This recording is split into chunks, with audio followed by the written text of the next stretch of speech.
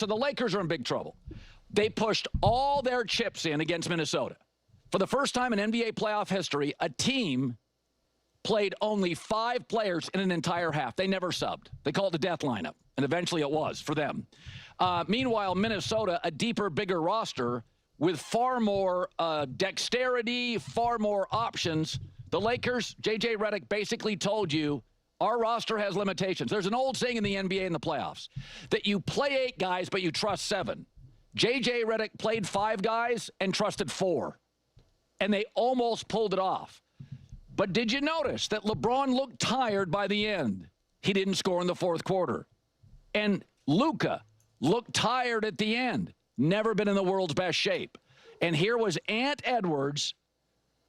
Once again, if you go look at fourth quarter numbers in this series, Luka against Ant Edwards, the Minnesota Timberwolves, without question, points, assists, rebounding, field goal percentage, the best player in the fourth quarter in this series has consistently been Ant Edwards. That's how you win a playoff series.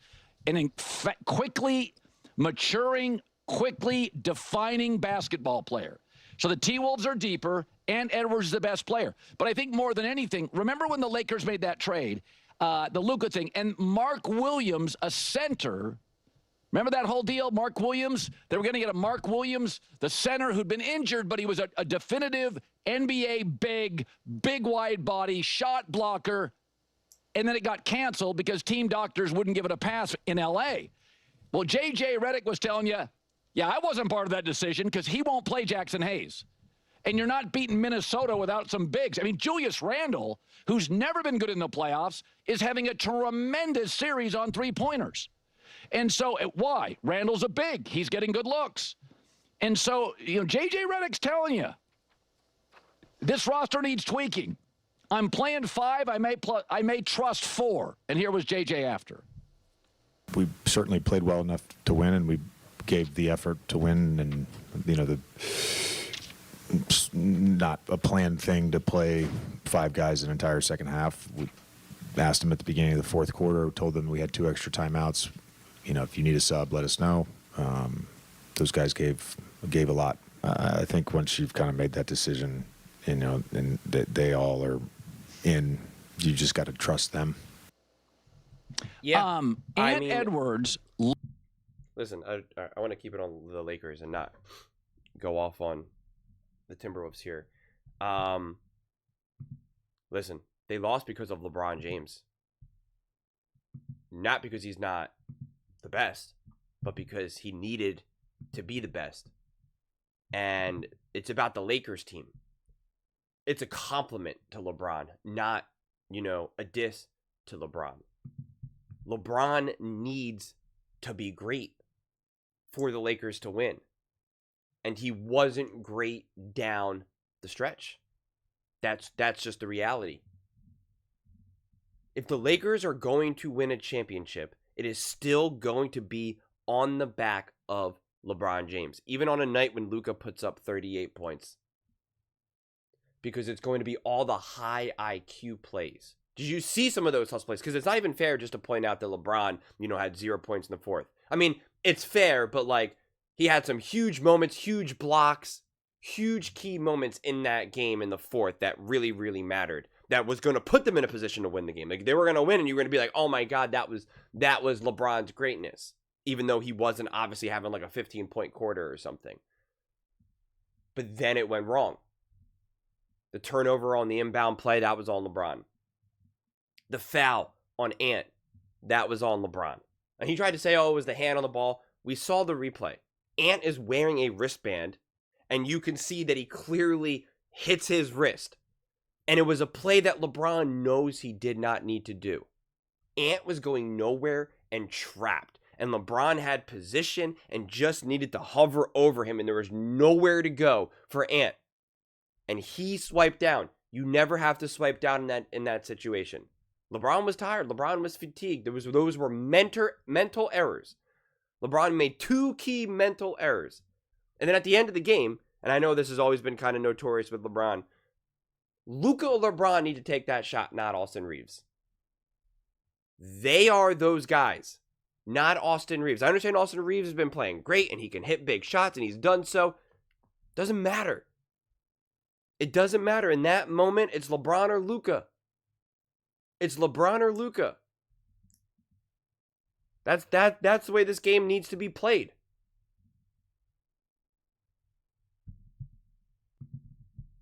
So yeah, this is what I said. Unfortunately for the Lakers, in order for them to win, they're going to have many games where LeBron goes off.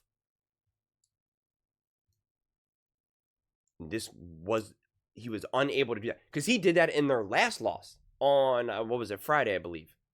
And he was playing unbelievable. I mean, he played unbelievable. He played unbelievable. But Luka wasn't 100%. So it wasn't enough. They just needed a little bit more out of Luka, and LeBron's heroics probably could have been good enough for that game. But now you're playing all these minutes, and now if the Lakers do end up winning, they're guaranteed to go 7 games. 7 games they'd have to go. And this is why I push back, and we'll talk about this on First Things First. When I laughed in the face when Nick Wright said, "Oh, if they get the 3 seed, they're pretty much guaranteed." Not pretty much. He said they're guaranteed to go to the Western Conference Finals. And I said, "No, they're not. That's absurd." And I got everyone wanted to push back on me for some reason, saying that I'm like a Lakers hater, a LeBron hater, which is just objectively not true. Like, even when I'm blaming LeBron in this moment, it's because of his greatness. I'm not saying, "Oh, LeBron's a problem, this is an issue," blah, blah. Like that's not what I'm saying. I'm saying that LeBron is still so great and so important to this team that he can't be a second or third option. He still has to be the man making all of the plays in key moments.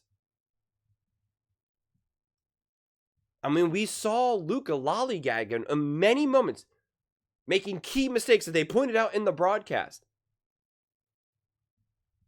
Normally, LeBron is able to overcome those. Or he's be able to kind of have the ball pretty much all the time in a way that those types of moments are minimized. But when he needs to defer to Austin Reeves to shoot a lot and Luka to shoot a lot, it leaves room for these other players to make their mistakes. And if that's the case, then LeBron needs to be absolutely flawless, at least in decision making. And he wasn't. He made 2 bad decisions. The inbound pass turnover and the foul. And then that's the game right there.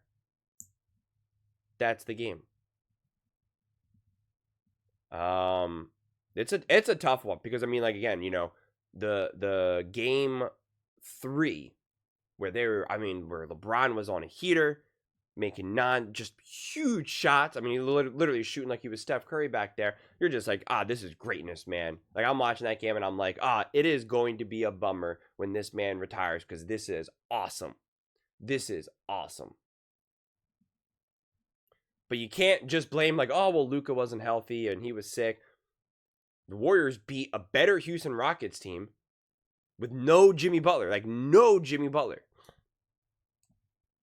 And now they were full strength. Luka's balling 38 points.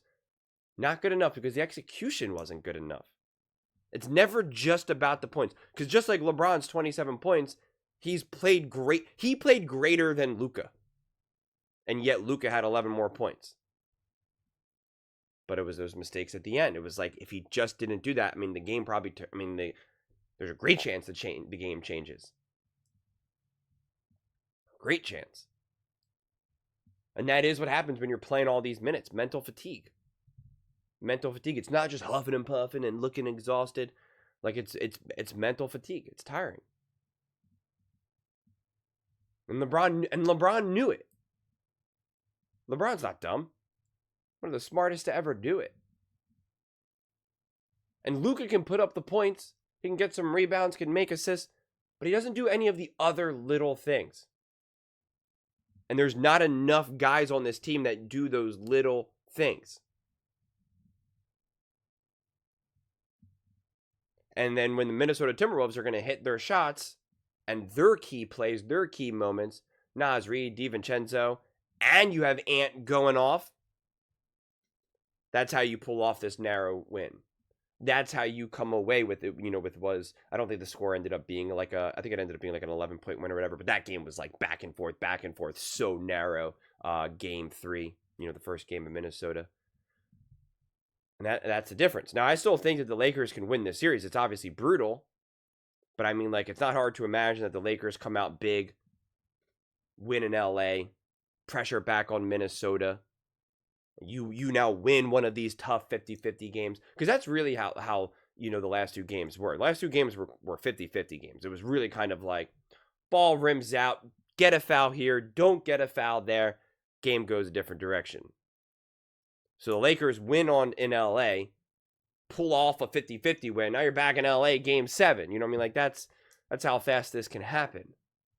So the game is still there. What's going to be interesting is to see how much everyone else steps up. But again, unfortunately, they've been playing an insane amount of minutes.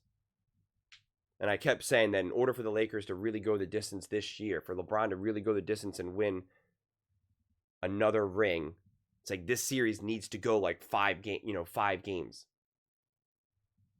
6 games max. Now it's guaranteed to go game 7 if the Lakers actually indeed win.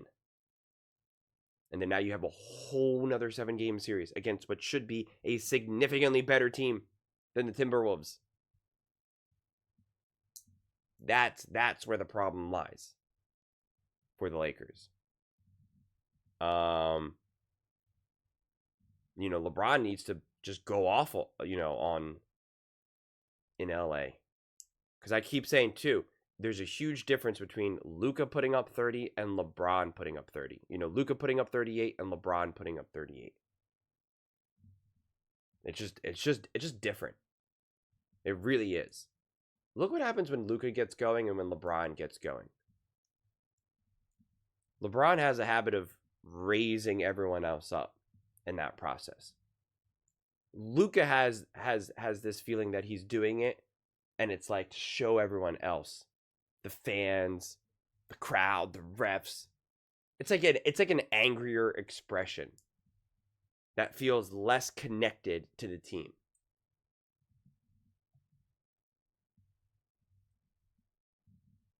And so that's why LeBron has to lift so much of the heavier workload here. And if he's going to do that, it's like he can't afford any mistakes. He has to play essentially flawless. Again, he can miss his shots, but all the other things, he has to be flawless. But if you're going to miss point-blank layups like he talked about, Luka missed a point-blank layup, LeBron missed a point-blank layup, Reeves didn't really get going until later, it's going to be tough. The series is still in the balance. Make no mistake about it. 3-1 means nothing to me. But, yeah, it's obviously a hard place for the Lakers to be in. But Luka and LeBron are that great. And Austin Reeves obviously can catch fire. That if you say, can the Lakers win 3 games in a row? It's like, yeah, of course they can. Will they? No idea. Obviously not likely. But it's not something that you're going to guarantee either. Just like it was always foolish for Nick Wright to guarantee that the Lakers were going to the Western Conference Finals based off of just not actual reality. These series are hard. That's NBA playoffs. But those are just my thoughts. I'd absolutely love to hear yours. What do you guys all think about the Los Angeles Lakers, LeBron James and Luka falling short against the Minnesota Timberwolves? Let me know in the comments below. I read every single comment, so whether you agree with me or disagree with me, either way, let's get in some discussions. Let's get in some fights. But ultimately, let's just have some fun. And please do consider subscribing. We are building an amazing community here, and I absolutely love to see you part of it.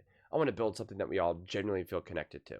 Something that we're really excited to be part of. I think we're all on our way to doing it. Please don't forget to give this video a thumbs up, as it really does help with the visibility and the algorithm. Thank you so much. See you next time.